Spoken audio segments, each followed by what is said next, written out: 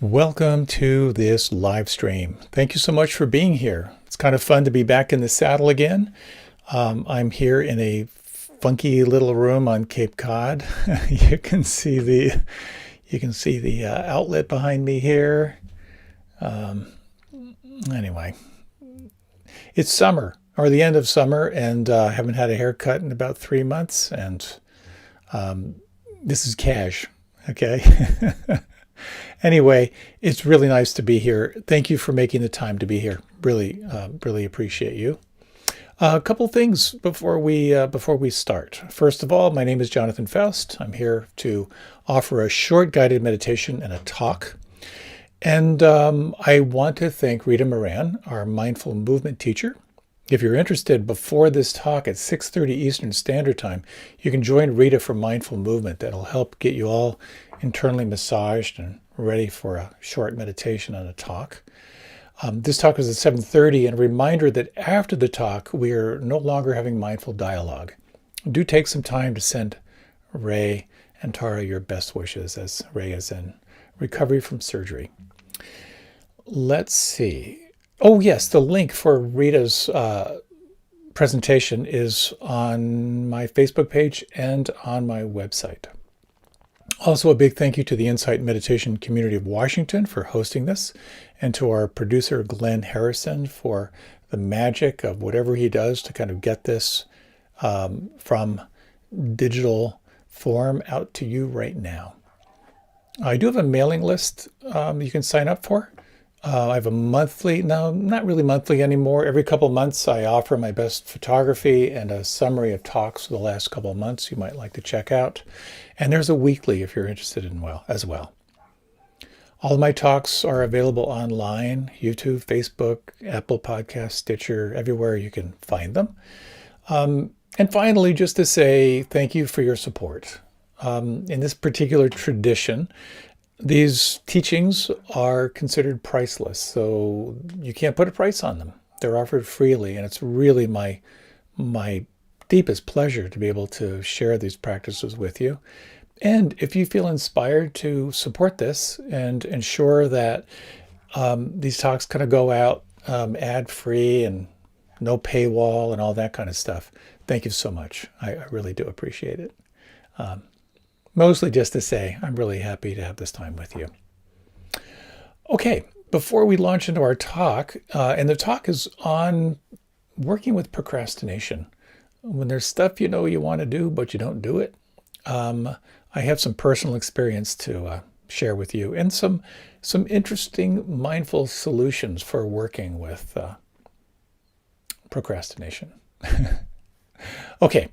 So you might want to begin by reaching your arms up overhead, stretch up, let out any sounds, any shrieks, moans, primal scream. Now's the time. You might let your body sway a little bit to the left and right. And you might begin to bring your attention to your breath.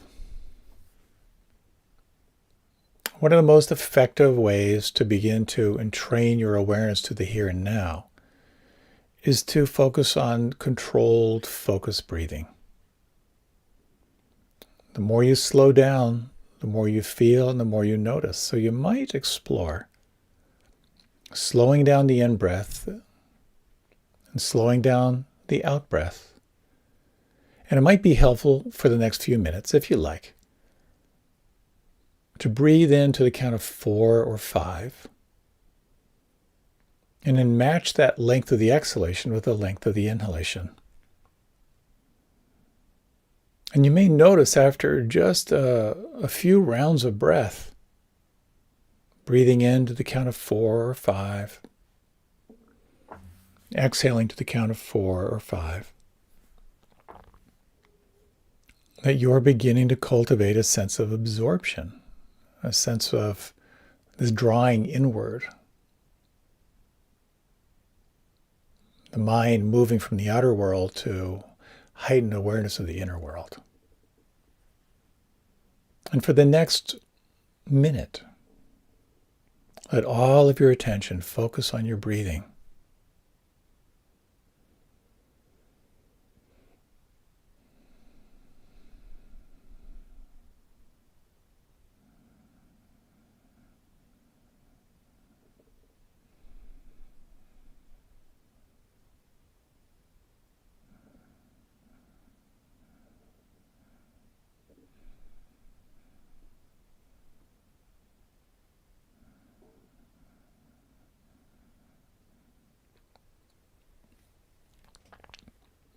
In this practice of controlled breathing, when the mind wanders, just start again.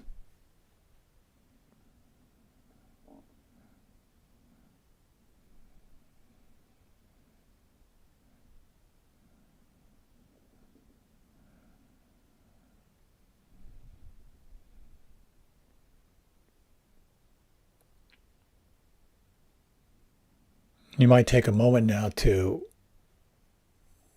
drop the technique and feel. Feel your breath unrestricted and free-flowing. And feel the imprint, feel the effect. Just a minute or so of focus, concentration, and feeling.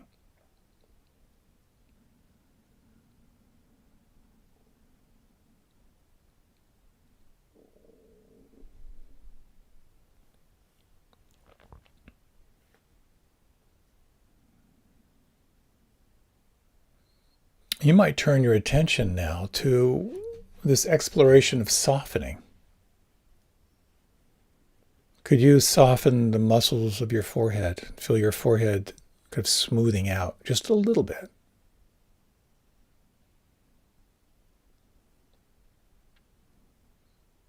Could you soften the muscles around your eyes?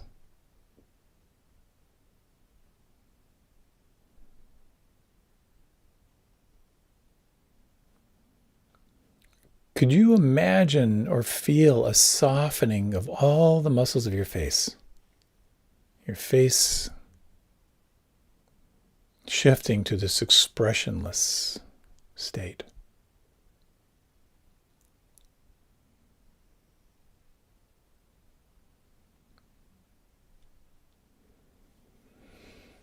How intimately can you feel the inside of your mouth right now?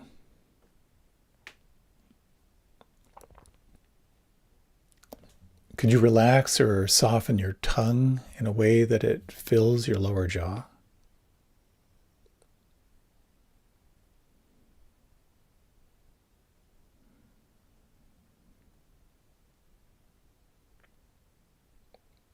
How intimately can you feel or even imagine the volume of your lips?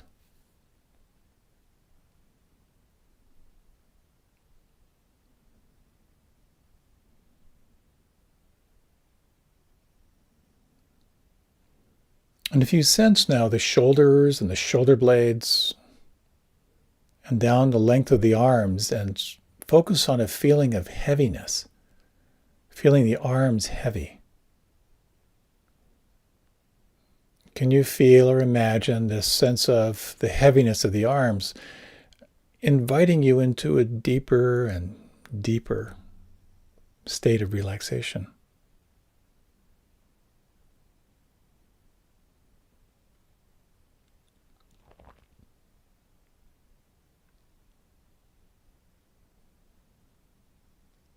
If you let your attention flood into your palms, into the fingers and thumbs,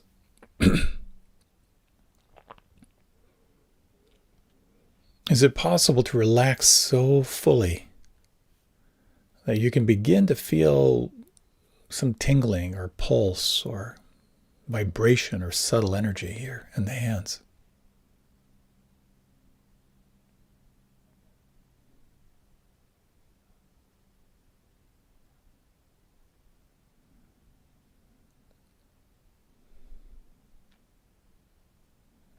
If you bring your attention just below your navel, can you feel the movement of the breath here deep in the belly? This rising on the in-breath, this very subtle falling on the out-breath.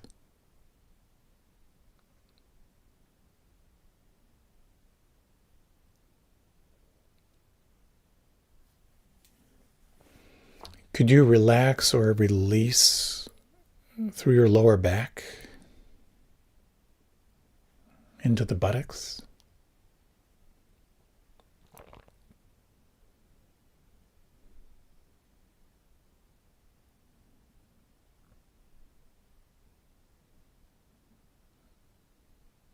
Could you feel a deepening sense of relaxation now flowing into your lower abdomen? and perhaps even down through the floor of the pelvis.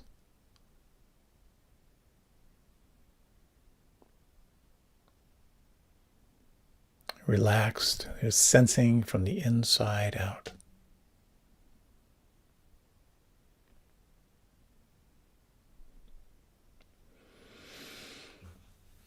And if you feel the length and the weight of your legs, can you imagine the sense of the heaviness, the volume, the weight of the legs, inviting you into even deeper relaxation? From the hip joints down through the knees,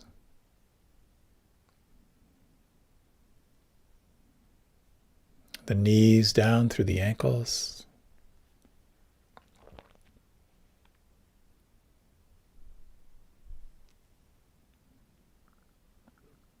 the tops of the feet and the toes,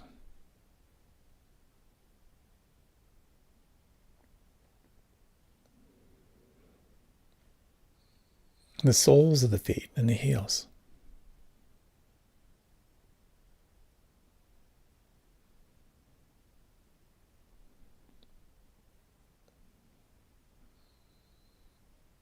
And can you sense now the whole body from the crown of the head down through the soles of the feet? And you might ask right now, is there anything inside that could relax or soften or let go even more?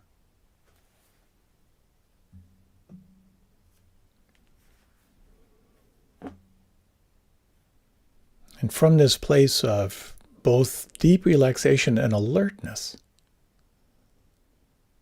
you might escort your attention to the movement of your breath,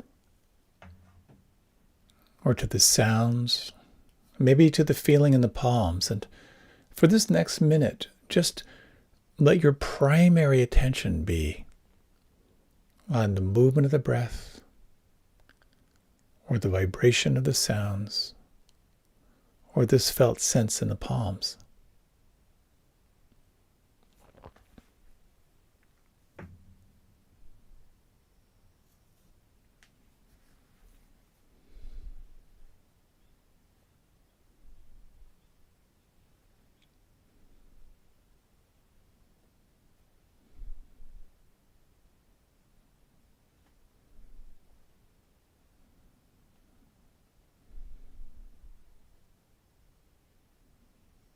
As I breathe in, I'm aware of breathing in.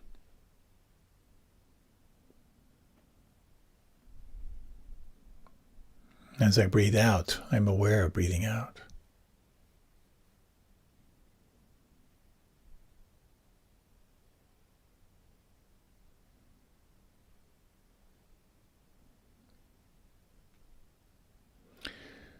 As I experience these sound vibrations around me, I am aware of experiencing these sounds.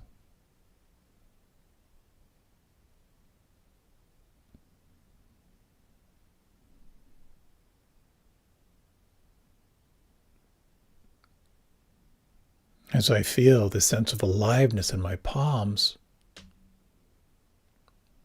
I am aware of feeling this aliveness.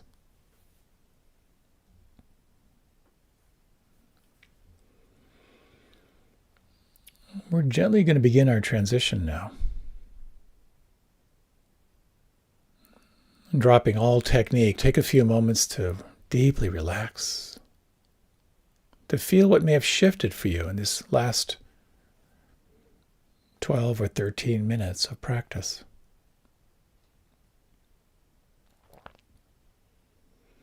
And with your eyes closed, you might ask, how might your body like to move or stretch? And take this next little while for your transition. There's no hurry, there's no rush.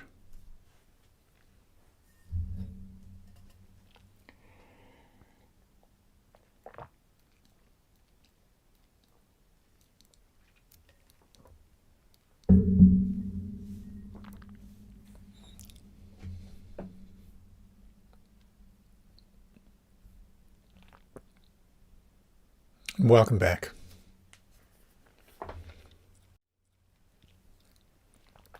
Well, it's the tail end of summer. I got a great tan.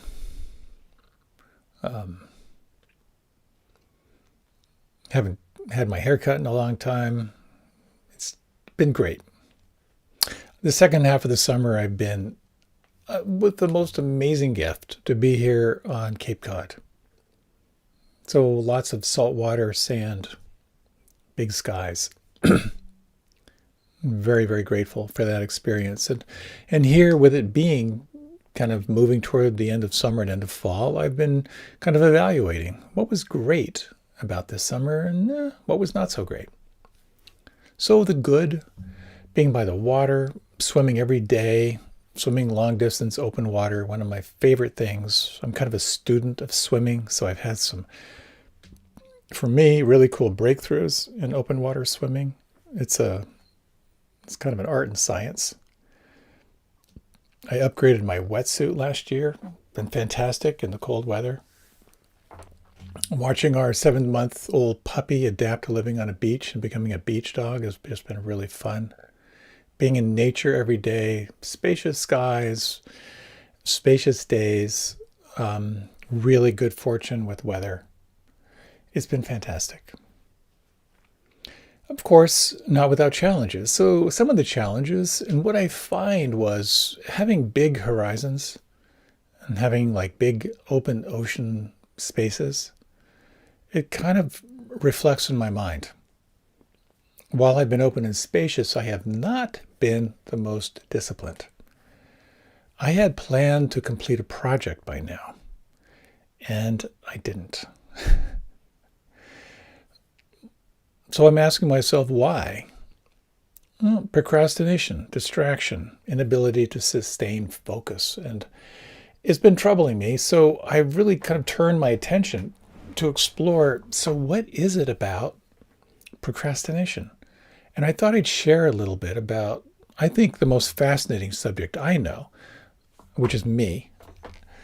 But actually what I'd like to share is, as I'm investigating my struggle to focus, having a couple insights, I'm hoping it might be relevant for you. If there's anything in your life you've always wanted to do or said you were going to do but haven't, this might be an interesting or helpful talk. I'm really kind of in awe of procrastinators. I thought it was just a crastinator, but I realized I have it in me to go pro. I'd like to explore with you through this lens of mindfulness and awareness a couple things. First, this essential element of mindfulness practice, which I think of as self-awareness and self-diagnosis. I'd like to share a couple of suggestions on how to recognize the patterns of avoidance that you might have. I found this really, really helpful. Also, I'd like to talk a little bit about how do you cultivate a sense of flow? You know, the times when things are just really grooving. What are the elements that go into that? And then finally, but for me is like the most important question that has really helped me to kind of turn around my own sense of procrastination. I've become really interested in this question of what's between me and the flow state.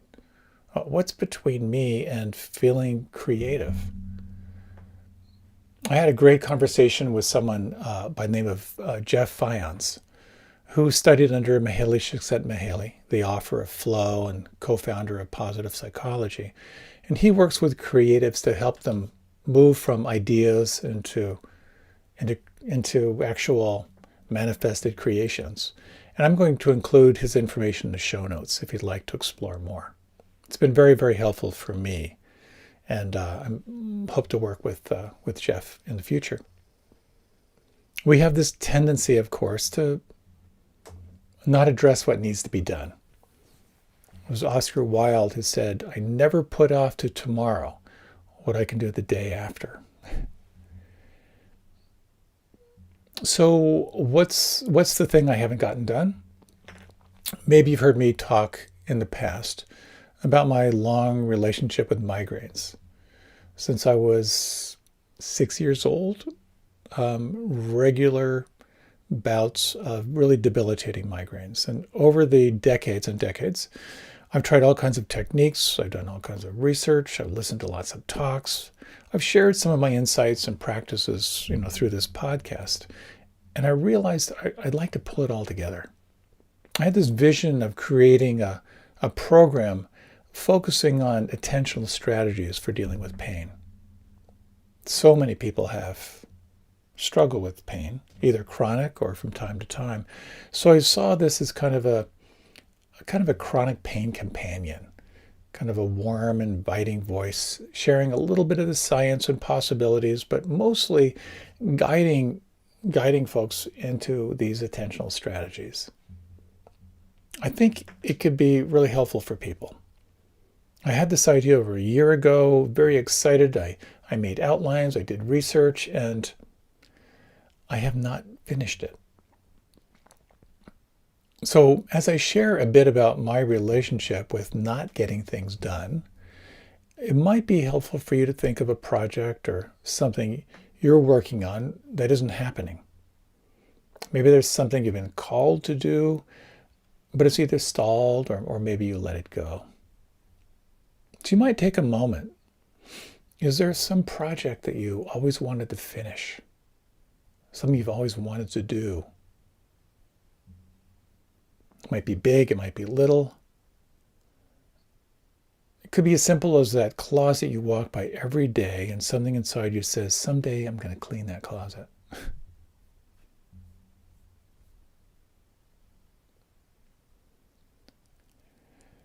So there's an essential question that helps me get more of a sense of what's really going on in my life. And that question is, what's between me and feeling free? And in terms of getting things done, an alternative question of what's between me and being creative and productive and in the flow state. So it turns out that there are certain procrastination personalities, if you will. And I'd like to kind of go through these, and maybe these relate to you, and a little bit I'll talk about some of the solutions for working with these. First is the perfectionist. Someone I knew was a graphic designer working on a new logo. She spent weeks tweaking every detail, trying to perfect the design. Every time she thought she was done, she found some other little detail to approach. And as the deadline grew, her anxiety grew. And she was so focused on it being flawless that she missed the deadline. This idea of the perfectionist. We keep delaying tasks because we're obsessed with achieving perfection. If our final presentation doesn't meet the highest standards, we just keep pushing it back. So this, of course, is a big one. It's directly tied into what the Buddha described as the 8 worldly winds: the fear of failure, the fear of shame, the fear of blame, the fear of ill repute, the fear of pain. In the past, I did a 6-hour program with Sounds True on somatic inquiry, and I was paralyzed, I realized, because I was going to be putting out a product that could be criticized by anyone, especially people who probably knew more about the topic than me. As I imagined setting myself up for criticism from other Dharma teachers, from pain psychologists, from doctors, from pain specialists, it kind of shuts me down. It kind of closes down my excitement and my possibilities. So that's one, the perfectionist. Another way that we kind of avoid is simply our capacity to get overwhelmed by worry and anxiety. A story of someone, they had a big presentation coming up at work, really anxious about giving his presentation and terrified of taking questions afterward. And this fellow, instead of preparing, he found every excuse to procrastinate. Organizing his desk, watching videos, and the avoidance was driven by this fear of failure. On the day of the presentation, he threw some slides together. He survived it. But his realization, he realized, was he was overwhelmed with anxiety and stress. So this chronic avoidance, what drives us is anxiety and discomfort. And if we don't look at our deepest fears and address those, paralysis. I noticed that when I'm working on a project, I have a particular daydream I go into. It was recurrent, kind of a pleasant, kind of fantasy state daydream. And it was so common, I finally turned my attention to investigate it. And when I traced it back, I realized it was related to anxiety. I'd feel some anxiety, and then I would automatically self-soothe with this mental journey that would sort of take me into kind of a self-soothing place. Again, unaddressed, unseen, undigested anxiety. And for me, this plays out when I give myself these little outs. A quick shift to check messages, or worse yet, my nemesis, YouTube. When I set goals and lock in time to work, I feel pressure, and then that kills creativity as well. So avoidant behavior is unconscious, but there's the possibility of bringing non-judging awareness to it and perhaps shifting. We'll talk a little bit more about that later. The third is something I can relate to as well, and maybe you fall into this category, which is the thrill seeker. Maybe you're one of those people who waits to the deadline, right before the deadline, and then you just go crazy, pounding away at the keyboard, adrenaline surging, feeling focused, feeling energized. A lot of people notice that even though they may get good results, you're really pushing your nervous system more than you may need to. And some people who fall into this thrill seeker category get in this trap of chasing the adrenaline high, which is kind of fun, but it might be unsustainable and stressful. A lot of people feel like this last minute pressure will really enhance their performance. And there's something to this. Kind of having a gun to your head can be kind of thrilling, but can also be kind of a terrible addiction. Back when I was doing the 6-hour program on body-centered inquiry, I was holed up in a hotel in Boulder with Sounds True. And here I truly had a gun to my head. I would record in the morning, and I'd have the rest of the day to prep for the next day, which fueled so much creativity. Because I knew I was walking in and I had to be prepared, I got all these last-minute insights and reframing, some of the most productive days of my life. So the model can work for some, but it has kind of a huge cost in cortisol levels and general anxiety. And I realized I don't want to rely on that adrenaline rush to get things done. Again, we'll talk a little more about some strategies.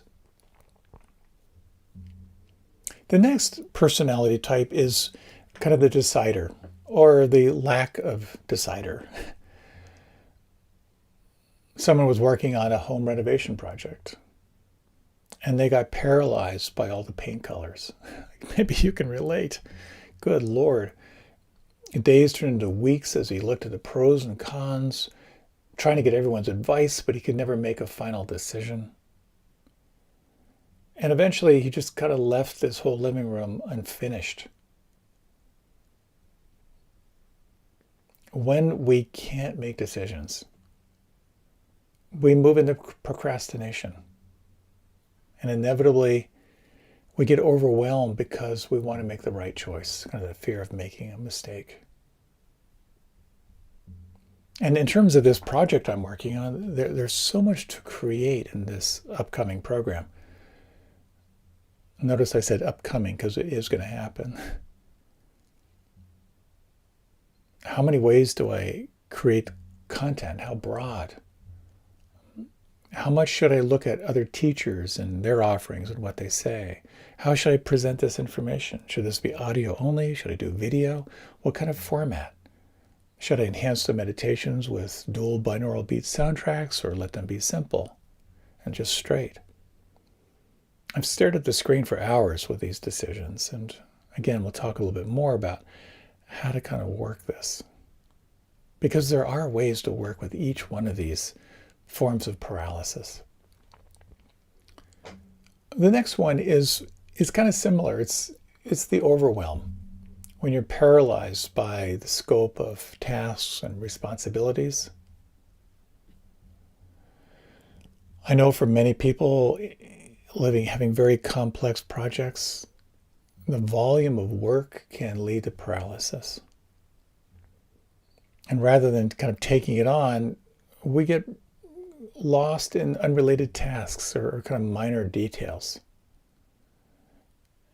This is something that we all need to kind of deal with. How do we take complexity, and we're living in such an age of complexity, and how do we find that balance where we can make it accessible? So the final one, at least in terms of this model, and there's so many models that explore procrastination, is the disorganized. I've known people like this, people whose desk is completely cluttered. The to-do list is a jumble of tasks, no priorities. When there's a project to be done, you can't find your notes.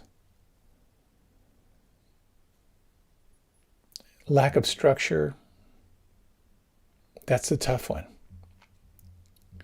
And I realized for myself, in terms of really wanting to kind of focus on that project, it probably wasn't best for me to be sitting by the ocean staring at the horizon.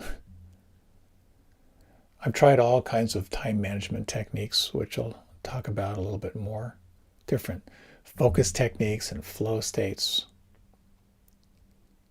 How do we find that right amount of organization and structure where we can thrive without feeling too compressed? That's part of it. And all of these really come down to that hindrance of doubt. We doubt ourselves, we doubt our choices. Doubt just kills confidence. It kills the flow state. So here are some of the impediments to creativity. Maybe you can relate to any or all of these when you're up against the wall. When it comes to getting things done or not getting things done, I think we all have, as Pema Chodron says, our tendencies. And the interesting thing is, at least for me, as much as I get caught in paralysis, the challenging thing is I know what it likes to be in flow. I know what it's like to be in that effortless, creative space. And to not be able to access it is one of the most frustrating things I know of. So as you may know, I've been offering these talks for quite a few years, 15 or 20. I have about 600 talks that I've done. And I put quite a few hours into every talk. And each talk I reflect on 4 teaching points, 4 good illustrations or stories, reflective practices, teaching points. And some of these talks are like pulling teeth. Some of them are like, wow, they just come through. One morning I started a talk and I realized I had 3 talks. And they just laid themselves out in front of me. And I actually wrote 3 talks in one sitting. Such a wonderful experience. And of course, any expectation for that to happen again would ensure it doesn't happen again. But you probably know about the flow state. And I've no doubt you've experienced it. The flow state is when you're doing something you love, you forget everything else around you, time flies because you're so absorbed. Well, there are some qualities of the flow state as they've been identified. The first is intense focus and concentration. That when you're absorbed, the distractions fall away. The second is this experience of a loss of self-consciousness. You're no longer thinking about how people are perceiving you because you're so absorbed in the moment. The third is a quality of effortlessness. It's the most natural thing in the world to be doing what you're doing, and things are kind of falling in place. The next quality is having clear goals and immediate feedback. You know the task at hand, and you can see how you're building toward a goal. Another quality is an altered sense of time. When you're so deeply absorbed, time passes differently. What feels like a few minutes might be hours. And there's this middle way between skill and challenge. The sweet spot where it's not so easy you're bored, but it's not so hard that it's frustrating. And finally, this quality of kind of intrinsic motivation. You're just enjoying it for the sake of enjoying it. This flow state is awesome. And for many months, I've really gotten to know the no flow state. Again and again, kind of hitting walls and seeing my avoidance and so forth. Quite often we experience the flow state when we're doing sports, and that's a place where in open water swimming or in like board surfing or photography, that flow state is there for me. And one of the things I love about open water swimming is this immediate feedback, and those moments of absorption are just extraordinary. So, how do you cultivate the flow state? How do you suspend all those avoidant qualities of mind and enter into this magic of creativity in the here and now? Well, I thought we might do a little reflection on each of these qualities as they might apply in meditation. So this is going to be for a minute or two. So if you like, you can close your eyes, or if you're in a place where you can't close your eyes, don't close your eyes. I'd like to explore first this quality of concentration and focus. So if you like, notice your breath. Notice the experience of the breath right now. But for the next minute, I'd like you to turn your attention particularly to noticing the pause between the in-breath and the out-breath. If you let your breath be utterly natural and free-flowing, how long is the pause between the in-breath and the out-breath?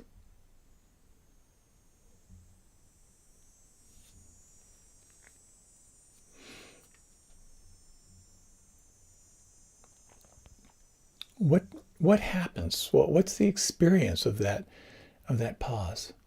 What's it like inside?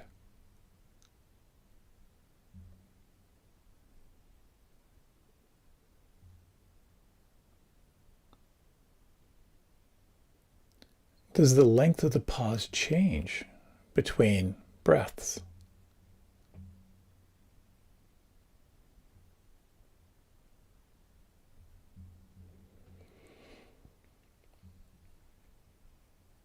Another element of flow is the loss of self-consciousness. So you might explore this question. How intimately can you feel the pause in this next breath?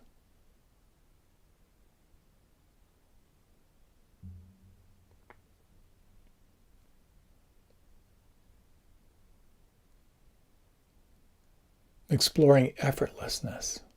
Is it possible to release any effort and feel a quality of ease, a natural occurring of the quality of the pause between the in-breath and the out-breath?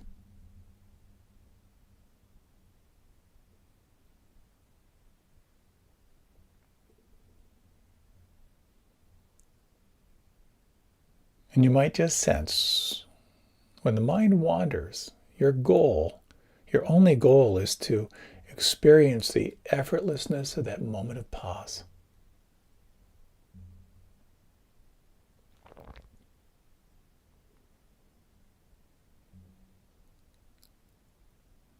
We'll explore 3 more qualities here. This is the middle way between skill and challenge. Can you find that sweet spot where it's not so easy, where it's boring, or so hard that it's frustrating? Experiencing as intimately as you can the pause between the in-breath and the out-breath.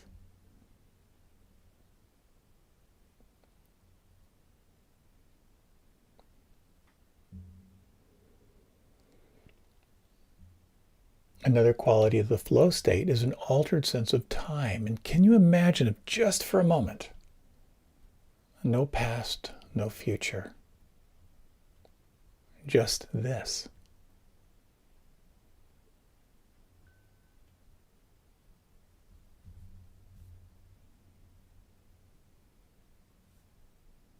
And finally, can you feel or imagine a sense of pleasure, a sense of enjoyment?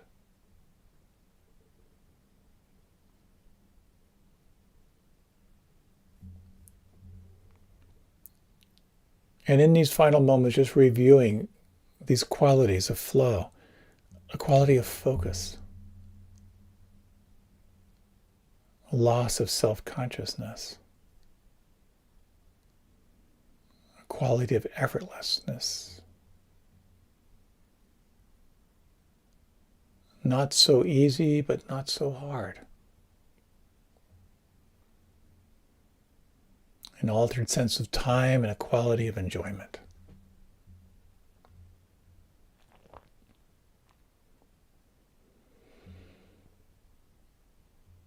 If you like, you might deepen your breath. If you like, you can open your eyes and just feel the imprint.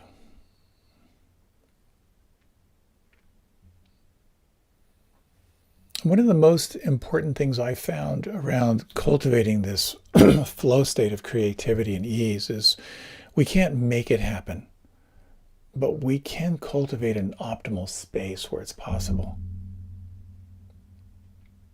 In these last months, I've gotten to know the no flow state pretty well. Distractions, lack of clear goals, getting overwhelmed by complexity, negative self-talk, doubt.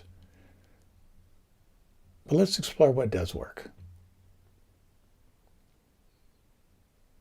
Anytime you encounter anything that's between you and feeling free, it's helpful to reflect on these 4 noble truths, the 4 foundations of Buddhist psychology. The first being recognizing that stress, dissatisfaction, unsteadiness, and suffering are part of the human experience. They happen. The second is remembering that stress, dissatisfaction, unsteadiness, and suffering happen as a direct result of something. And that something is clinging and attachment.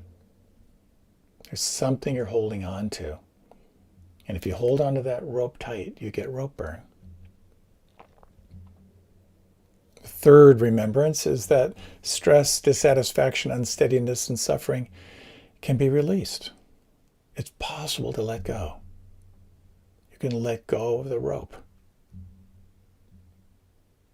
And finally, there are practices, observations, and restraints that help to the ongoing release of stress, dissatisfaction, steadiness. There's a path. There are practices. Ultimately, what I notice is that this linear rational mind judges and compares and figures stuff out really, really well. But the flow state is the absence of judgment, the absence of comparing, the absence of figuring it out, and being in that experience of an unfolding moment.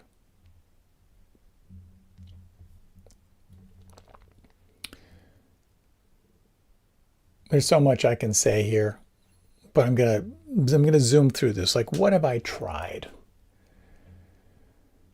Well, what I've tried to get this project done is to get way ahead on my talks. so I had free time. I do something called the Pomodoro technique, which is 25 minutes of focus work and a forced 5-minute break. So no matter what, doing at least one of those a day, earlier in the summer, and then 2. I tried doing a journal summarizing what I did so I had clear steps for the next time I pick it up. I tried using dual binaural beats to help me focus. I tried mind mapping. I tried an app called Trello, which is kind of a mastermind process to kind of get a sense of an overview of the project. I've read about productivity. I've tried to imagine one person I'm doing this for. Those are some of the externals. Internally, I've really found it helpful to really examine my resistance. Found it very helpful to have a conversation with Jeff, who does this work. So there's something here about the antidotes to each of these qualities. If you are a perfectionist, what I've realized is, for myself and others who have the perfectionist element, is we have to lower our standards. My dear Uncle Dave, who taught creative writing his whole life, used to say, whenever you're writing below your standards, lower your standards. For many, many years, I wrote a lot of copy. I was a kind of a copywriter, promotional writing. And I realized that my goal was to write a terrible first draft. If I could get the first draft out there, that was the most important thing. Having realistic goals, having deadlines, celebrating your progress can be really helpful as a perfectionist. Getting early feedback is one of the most important things you can do. To talk to someone so that you're not just completely caught up in your mind with impossible goals. It could really help you to reduce pressure to be perfect. If you find yourself afflicted by the avoider personality, or the avoider within, here it's so important to turn toward it mindfully, to have tea with that avoidance. What are you afraid of? And quite often, we're afraid of failure. We're afraid of pain. We're afraid of shame. We're afraid of ill repute. How do you work that? I'll tell you how I work it. I do this now, but this was kind of my breakthrough when I was working on the 6-hour training program, What Sounds True, was I would tell myself, if this project helps one person, it's worth it. And that helped me to kind of get over my fear of being judged. It really helps to break down tasks into tiny slices, to give yourself rewards. Okay, another half hour, then I'm going to have a cup of tea. And to celebrate failure.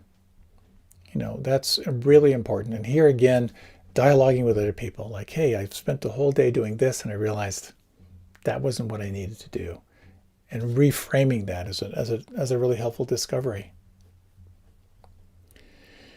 If you have that thrill seeker gene where you kind of procrastinate so you get the adrenaline rush of banging something out at the last minute, really, really helpful to plan ahead. Set yourself early deadlines. Here I find again the Pomodoro technique, 25 minutes of focus work with a forced 5-minute break, really, really helps. You just crank for 25 minutes. Sometimes in those 25 minutes you get more done than you get done in a whole day. Also time blocking, if you're familiar with that. If you have a calendar, you put in the time from 9 to 10:30. I'm working on this, and you follow that time block. That can make a big difference if you're someone who's really enjoys pushing it to the last minute. The decider and the overwhelm quality, a number of things here. Part of it is to recognize that you have to narrow your options. If you make decision deadlines, I'm going to decide this by this time, will be really, really helpful. I find that so much of, you're probably familiar for those who are in the creative world, that you have to learn how to kill your children. A favorite photograph or a favorite line. Sometimes you just have to let them go. Taking your tasks and putting them into very, very small steps. In terms of overwhelm, one of the biggest solutions I have, I've shared about this before, I just write down 3 things that I'm going to do today. That's it, just 3. And focus on the hardest one first. That helps me a lot. Asking for help is so, so important to kind of talk this through, because it's so easy to get caught in the ruthless critic. And then it's just this black hole of circular thinking. You might explore, particularly if you're kind of the more the disorganized type, to take a look at your systems, some project management tools. If you really are interested in this, get a producer, someone who's there to kind of kick your butt, to hold you accountable. Sometimes that can be a wonderful way to kind of break that pattern. Also, I found it so helpful to identify what are your most productive 4 hours of the day, and then design your life around those 4 hours. So a project that's important to you gets slotted into that. And you may find that that is going to give you a lot of momentum as you move forward. So the key here, as I see it, it's about mindfulness. It's about cultivating your capacity to see clearly and to call on compassion. And finally, the big, big shift for me, and I may be helpful for you. First is to recall mindfulness is awareness without judgment. And if you're caught in procrastination like I have, it's procrastination without judgment. It's coming back and looking at it really deeply, having tea with all those avoidant activities, all the undigested fears below the line of awareness that are pulling you away from that incredible experience of creativity and expression. The other element is compassion. Because anywhere that we're struggling, there's some unmet need. There's something you're hoping for, something you're wanting that's not happening. And to really ask yourself, what do I need to move this forward? It's a courageous question. Maybe you need feedback. Maybe you need an audience. Maybe you need to talk to someone regularly about what's going on in your creative process. I find each of those are important for me. I do not do well sitting in my closet trying to create something. When I have a live audience, that brings me alive quite a bit. And to be able to share my fears, my anxieties with someone who's listening compassionately, hugely valuable. But here's the thing that I find most helpful, and that is to answer the question, why? Why is this so important to you? This has helped me so much. I have this project of helping people transform their relationship to pain. Why is this important? This could relieve suffering for many people. And what I imagine after I'm gone and my voice is this digital voice, that if there's someone who's in chronic pain who finds a technique or a resource that's going to help them feel some internal shift, that gets me lit up again. So if you would, bring into mind something you've always wanted to do, but you haven't done it yet. And if you like, you can close your eyes. You don't have to. But take a moment to ask yourself, this project, this idea, why is this so significant and important to you?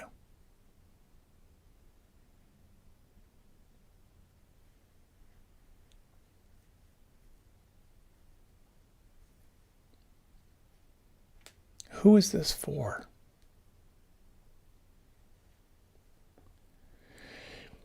If there's something that you would like to create, that you would like to bring forward, what would you need to create the most optimal environment possible for this to happen through you?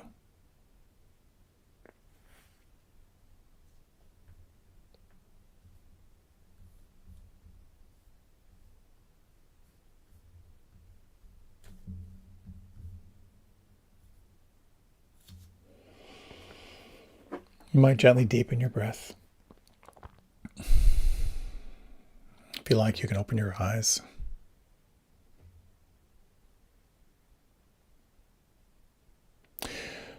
I noticed in this project just how much I was caught in avoidant behavior and how much I needed this talk to really turn my attention toward it, and how grateful I am for that, because I do feel re-inspired. I do feel like I'm on more of a roll. The most powerful thing for me is remembering the why. Why was I so inspired to do this? And also to look at, honestly, what I need to move this forward. There's a lot more in my avoidant behavior I can look at in terms of refining my systems and so forth. And if there's anything in your life that you're wanting to get done that hasn't gotten done, this can be a helpful reflection. And just to say as well, I have Jeff's contact information. There's some beautiful stuff he's got on working with procrastination and cultivating the flow state you might find really helpful. I hope in some way this was helpful for you, and I truly hope that you can open into this flow creative state more and more in your life. Thanks so much for your time and attention. Farewell, and I'm going to get to work on this project. Take good care.